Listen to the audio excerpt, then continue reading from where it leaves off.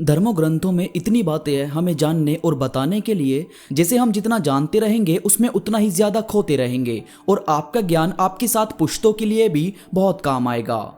श्री कृष्ण कभी नहीं चाहते थे कि युद्ध किया जाए। महाभारत की उस लड़ाई के होने से पहले उन्होंने कौरवों को यह समझाने की कोशिश की थी कि पांडवों से अपनी गलती की क्षमा मांगकर उनकी स्त्री का जो तुमने अपमान किया है उसके लिए इज्जत की प्रार्थना करो।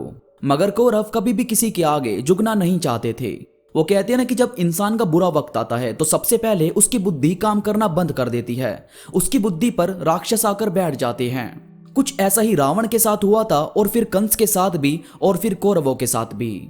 इन सब में अगर आप कुछ कॉमन देखें तो वो ये था कि इन्हें अपनी बुद्धि पर, अपनी शक्तियों पर इतना घमंड हो गया था कि ये खुद को ही खुदा समझने लगे थे, जबकि ये भूल गए थे कि जो सृष्टि इन्हें पैदा कर सकती है वो इन्हें मिटा भी तो सकती है। आज मैं आपको बताने वाला हूं वो बातें जो हमें श्री कृष्ण से सीखनी चाहिए। ये बातें वाकई आपकी बहुत ही ज्यादा मदद करेगी लाइफ को ब्यूटीफुल तरीके से बिताने में और हमेशा डाउन टू अर्थ रहने में। तो बस आप जुड़े रहो इस वीडियो में आखिरी तक। तो चलिए दोस्तों शुरू करते हैं। सबसे पहले है खोना जीवन का नियम है। पता यार, हम ना बहुत उदास हो जाते हैं जब हमारे पास से हमारी कोई पसंद की चीज कहीं दूर निकल जाती है, कहीं कुछ छूट जाता है। मगर श्री कृष्ण से हमें यह चीज सीखनी चाहिए कि खोना एक प्राकृतिक नियम है, आप इसे बदल नहीं सकते। श्री कृष्ण की लाइफ में कोई कम स्ट्रगल नहीं था। वो जब पैदा हुए तो अपने माँ बाप से दूर हो गए। उसके बाद बचपन में ही उन्हें मारने के लिए कई शक्तिशाली राक्षस उनके पास आए। उसके बाद जब थोड़े बड़े हुए तो सगे मामा को मारना कोई आसान बात नहीं थी। उसके बाद अपनी पसंद का प्यार, जिससे वो बचपन से बड़े होने तक प्यार करते रहे, उससे शादी नहीं हो पाई। हमारी लाइफ में श्री कृष्ण जैसे दिक्कतें नहीं आती, हाँ, मगर दिक्कतें आती जरूर है, क्योंकि जब भगवान को उस रास्ते से गुजरना पड़ सकता है तो हम तो इंसान हैं, हमें कैसे बख्श दिया जाएगा। कभी भी यार खुद को ऐसा मत समझो कि यह दिक्कत परेशानी सिर्फ आपकी लाइफ में है। यही जिंदगी का नियम है और इसी तरह से लाइफ बीता करती है। इसके बाद है गीता में साफ साफ शब्दों में लिखा गया है कि इंसान के बर्बाद होने के 6 कारण हैं: नींद, गुस्सा, डर, थकान, आलस्य और काम टालने की आदत। कोई भी इंसान जो अपनी जिंदगी में कुछ नहीं कर रहा ना, उनसे मिलकर देखना, उन सब की जिंदगी कुछ इसी तरह से बीत रही होगी। वो या तो बहुत सोते होंगे या बहुत आलसी होंगे, या उनकी आदत होगी काम को कल पर टालने की। यार सीधी सी बात है, आपको अगर मालूम है कि आपके लिए क्या जरूरी है और आपको यह भी मालूम है कि आप बहुत आलसी हो, तो खुद को सुधारना कब शुरू करोगे? आपकी आधी जीत तो तभी हो जाती है जब आप अपनी कमियां ढूंढ लेते हैं और बाकी आधी उन्हें दूर करने में आप हासिल कर लेते हैं। इसके बाद है उनसे हमें सीखना चाहिए कि अभी आज के टाइम पर फोकस करना। कभी आपने सुना है कि जब आपदा आती है तो उसका थोड़ा थोड़ा अंदाजा हमें पहले ही लग जाता है। और श्री कृष्ण जो इस पूरी सृष्टि को चला रहे हैं, उन्हें भी तो इस चीज का अंदाजा था ही कि आगे क्या होने वाला है। उन्हें कदम कदम पर यह मालूम था कि अभी उनकी जिंदगी में कितना स्ट्रगल बाकी है।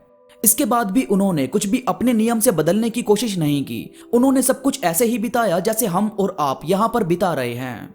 वो हमेशा प्रेजेंट मोमेंट पर फोकस करते थे। जो बीत गया कभी उसे नहीं सोचा और जो होने वाला है कभी उसे बदलने की कोशिश नहीं की। उन्होंने जो किया अभी इसी वक्त पर फोकस करके किया। तो प्लीज यार कभी इस चीज को मत सोचो कि काश ऐसा हो जाता या काश ऐसा हो जाए। ये काश का सोचने वाले हमेशा ही किसी काश की तरह बने रह जाते हैं। आप प्रेजेंट मोमेंट पर फोकस करो, फिर जो होगा वो किसी मैजिक से कम नहीं होगा। इसके बाद है हम्बलनेस। देखो, श्री कृष्ण पूरी द्वारका के राजा थे और यह पूरी दुनिया उनके इशारों पर चलती है। इसके बावजूद भी आपको यह कभी सुनने या पढ़ने को नहीं मिलेगा कि उन्होंने किसी के साथ बुरा बर्ताव किया। वो हमेशा बूढ़े लोगों की और जिनसे उन्हें कुछ ना कुछ सीखने को मिलता रहे, उनकी बड़ी इज्जत करते थे। और यही वजह है कि लोग उनके दीवाने थे, दीवाने हैं। यहां तक कि कुरुक्षेत्र की लड़ाई के वक्त भी उन्होंने अर्जुन का सारथी बनने के लिए हाँ कर दी। वो चाहते तो किसी और पद को भी ले सकते थे, मगर उन्होंने ऐसा नहीं किया। वो कभी किसी काम को छोटा या बड़ा नहीं समझते थे। और आज के लोग कुछ हासिल करने के बाद ऐसा फील करते हैं कि उन्होंने पूरी दुनिया पर अपना कब्जा कर लिया हो। आपको कभी भी ऐसी चीज नहीं करनी जो आपके आत्मविश्वास को, आपकी बुद्धि को आसमान में ले जाए और फिर काम करना बंद कर दे। वो लोग जो आपसे उल्टा बोलते हैं, आपसे ठीक तरीके से बात नहीं करते, उनसे बात करके करोगे भी क्या? जो जैसा है उन्हें उन्हीं की जगह पर छोड़कर आगे बढ़ने की कोशिश किया करो। हम जब अपने काम पर ध्यान देना शुरू कर देते हैं तब हमें किसी की ज्यादा जरूरत नहीं रहती, और उनकी तो बिल्कुल भी नहीं जो हमारी कुछ इज्जत कर ही नहीं रहे। तो दोस्तों उम्मीद करता हूँ ये बातें आपको समझ आई होगी। इस वीडियो से आपको काफी कुछ नया सीखने को मिला होगा। ये वीडियो आपको कैसी लगी मुझे कमेंट करके जरूर बताना और वीडियो को लाइक करना बिल्कुल मत भूलना। इसके साथ ही मुझसे इंस्टाग्राम पर अभी जुड़ो, यहाँ मैं बहुत सारी चीजें अपडेट करता रहता हूँ जो मुझे यकीन है कि आपको जरूर पसंद आएगी। इंस्टाग्राम का लिंक नीचे डिस्क्रिप्शन में मौजूद है और अगर किसी वजह से वो लिंक ओपन नहीं होता तो आप अनडिस्कवर्ड ट्रूथ 0 सर्च करके मुझसे जुड़ सकते हैं। तो अभी के लिए बस इतना ही, मैं मिलूंगा आपसे नई वीडियो के साथ, तब तक के लिए धन्यवाद।